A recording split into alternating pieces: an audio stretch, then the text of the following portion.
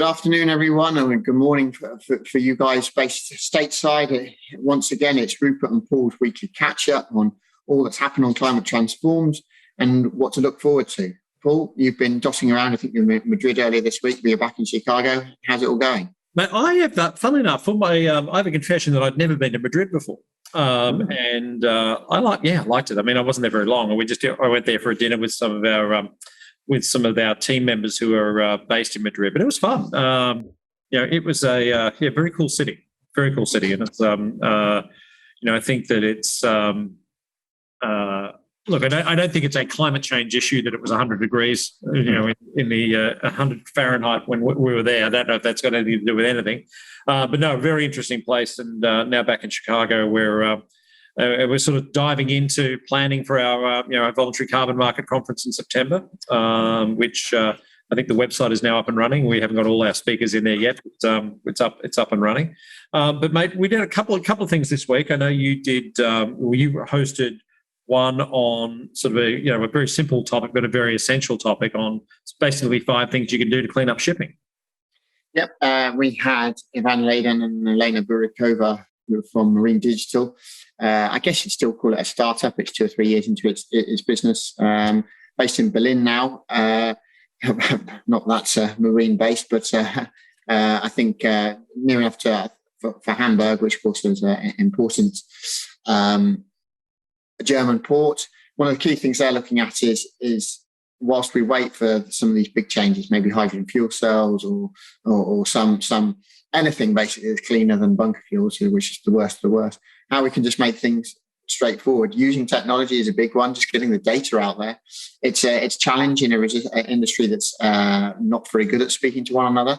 There's lots of component parts in it, through to the brokerage, the ship owner, to the port agents, and as a result, there's a lack of information and a lack of data. But one of the interesting things was the push is actually coming from the cargo owners. So if you're IKEA or you're Patagonia or Walmart, which are three companies they cited, they're coming out saying we want to know how clean or not our products are, and they don't. So they want to know the full cycle, and if they don't know the data on the shipping side of things, that's a problem for them. So it's actually that the push is coming from the bigger players who are trying to file their sustainability reports and show they're doing the right thing, but they don't have the relevant data. So Marine Digital are making a big push there with satellites communication and some other data forms to give people the transparency in the data they need to actually make smart decisions. But interesting one. Yeah, I think obviously with Scope 3 emissions being sort of now an SEC, being an SEC requirement. You mentioned Walmart, which is, apart from the fact it's the world's largest retailer, it also is an American domiciled company. An American domiciled public company now has to disclose not only Scope 2 but Scope 3 emissions in its annual SEC filing. So hence the reason that Walmart, Amazon is going to be another one. Target, these sort of big retailers who utilize global shipping and global cargo to the extent that they do, they got to know this stuff. It's a legal requirement for them to know this stuff. And I think that for a company like Marine Digital, they have in terms of an addressable market, in terms of companies that need their service. I mean, I'm sure they're going to be very busy, because when these things are discretionary or optional, that's one thing. When they're demanded by the Securities and Exchange Commission or the FSA in the UK, for example, or the European Commission, there's no price you won't pay to be legally compliant. And I think that's for a company like Marine Digital, which had a couple of very cool founders. It's a great thing for them in the future. And then yesterday we had Christopher Bamfo, who is the founder of Oxyzen, which is a blockchain climate offset company, carbon offset company. Sat down with Alessandro for a conversation. And mate, I think that Christopher has a very interesting backstory. It was going to be the first sort of carbon neutral airline, which was going to, I think the goal originally was for every ton of carbon they produced to buy 2 tons of offsets. Funnily enough, that didn't work out for him, which I don't say. I know that sounds sort of humorous, but it's not meant to, because it's really hard to decarbonise the airline supply chain. And it's hardly surprising that he had to pivot into this new sequestration, effectively a sequestration business that it is today. Look, I mean, it's easy to be skeptical of blockchain, and you and I have talked about this many, many times, both here and privately.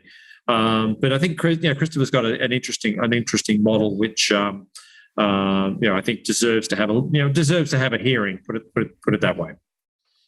Yeah. On the sequestration issue there, apart from being a tough word to pronounce, the one thing that I had only recently appreciated is that from 2050, I know that's a long way away, but from 2050, all carbon credits will need to be removal.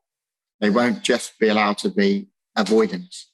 And so as the market moves in on that, okay, yes, it's 28 years away, but that's a crucial element. This is going to be a growing market. That actually some of the saved deforestation, certainly the renewable energy ones, some of the credits out there will fall away, and the market will have to move towards more removal-based credits, which currently are higher priced and as a result less attractive to the investor or the corporate seem to do the right thing. So, yeah, sequestration obviously is part of that. So it'll be interesting to see which ones take off and which ones fly in what's a busy space for startups, but when you look at the potential demand that's going to be down the line, there's scope for them all to fit in. Yeah, I mean, there's a reason we called the September 13, 14 event a gold rush. And if anyone has seen the show Deadwood, that was actually my inspiration for calling it gold rush, because if you think, the phrase gold rush implies this flood of money that's just going into this brilliant opportunity but the reality is there are great players, there are suspect players, there are players who are in this for the right reasons. There are players who are in this to try to make a buck. The voluntary carbon space has got its problems, and for all for the noble work that guys like Christopher are trying to achieve, and Christopher certainly comes across as someone who is very incredibly sincere in terms of what he does. There are players in the space that are not who are more let's be generous and say, look, everyone's financially motivated, but there are people who are more financially motivated than others. So that's where we are. So, mate, and obviously next week we've got another one of our Women in Green Hydrogen events. Caroline's back with who's. The next week is with Anas Abu Hamid, who is CEO and co-founder of H2GO Power, or I'm not sure it's H2Go Power. And the topic is AI and hydrogen, two of the big buzzwords of our time, questioning whether that is the ultimate energy storage solution. Certainly given the amount of, I was going to say hot air, that's probably the wrong choice of word, the amount of interest there are in those two things, it would be fantastic if those two topics of our time, our topics of the year can align and create that energy solution. I've met again, I'm not saying anything derogatory. We've not heard her speak. We don't know anything about the company. So please, everyone, go in there, as I should, with an open mind. But I think if there's you just alluded to, if there are two things that are currently tremendously innovations with tremendous potential, but currently have no markets, right? It's AI.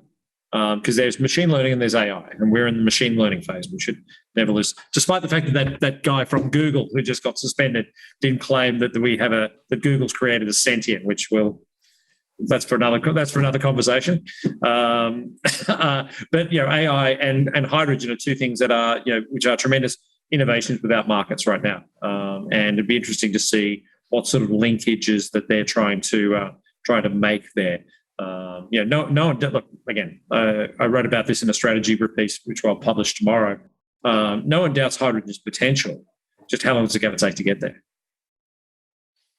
Well, so yeah, I as a slightly contrarian voice to that, we perhaps were saying similar about wind and solar 20 years ago, and that with a fair wind behind them, they turned around. So let's hope. Well, but here's the big difference, right? The big difference between wind and solar is that we desperately need wind and solar as the route, because if we're going to electrify the world and move away from a combustion world to an electrified world, we need more green electrified sources of energy, right? The root of that is wind and solar, right? So they have a natural organic path. Hydrogen. The only way you get green hydrogen now is to use green energy to produce that hydrogen. And if there is not enough green energy around to cover all the things we need to electrify, then that green hydrogen is stealing that green energy from another source, right? So I use the two apparently on the surface completely unrelated and random subjects, which are hydrogen and Bitcoin mining, in the same breath, because there are people who are claiming they do green Bitcoin mining, which in some cases is actually true because they are using they're using renewable sources, but those renewable sources clearly are getting taken away from other areas. So until green hydrogen has a problem, up until the point in time that we actually have as a globe excess green sources of electricity, that can be utilised and not just taken away from other channels. Yeah, there's pockets of that, aren't there? Because obviously you have to curtail wind production at periods of high demand, high supply on those windy days. So I guess the perfect solution is when you can marry up the excess wind that you've had to curtail, and indeed sometimes the excess solar you can curtail. But I do appreciate that is not a broad, that's not a massive problem we're incurring right now. But yeah. But that's the only reason we don't have. Well, the only reason we don't have a solution not to that problem is because of the absence of proper battery storage. The storage is the main issue there. Yeah. But there's lots of money and smart minds working on it. So, and we've chatted to quite a few of them now on climate transformation. We'll continue to chat to more of them. Paul, I think that's probably us for this week. And it is, mate. Have a wonderful week. I hear it's damn right balmy in England right now. Yeah, it's my father-in-law says it's scorchios. And it's good to see you're probably the only Englishman with a shirt on at this time, because we know how much you chaps like to get out in the sun. So everyone have a wonderful week. climatetransform.com. You know where we are.